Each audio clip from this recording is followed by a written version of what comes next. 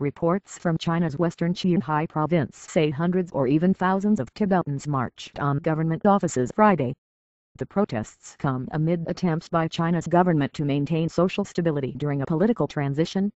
Tibetans marched on government offices in Rekong, the region of eastern Tibet, after a series of self-immolations that drew international attention. Estimates ranged from hundreds to thousands of protesters who began gathering on the streets at 5 o'clock a.m. Many said they were speaking out against China's education system.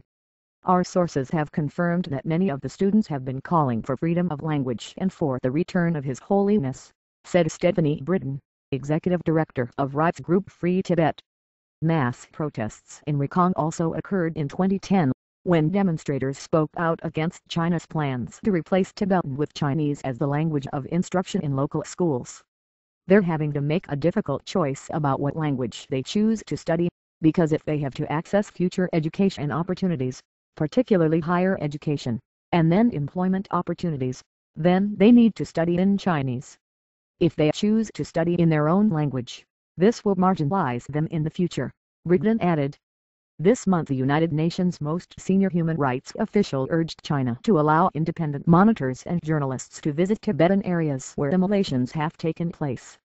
On Friday, regional representatives attending the People's Congress in Beijing rejected the proposal.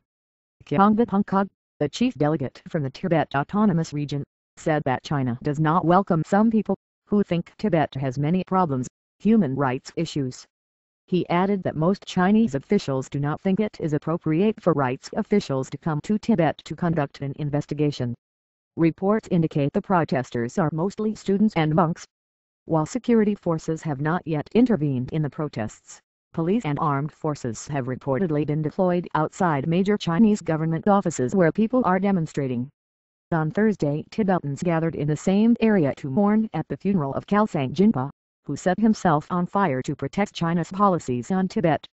Witnesses say the 18-year-old raised a banner calling for the Dalai Lama's return to Tibet. There have been 3 self-immolations in Rekong just this month.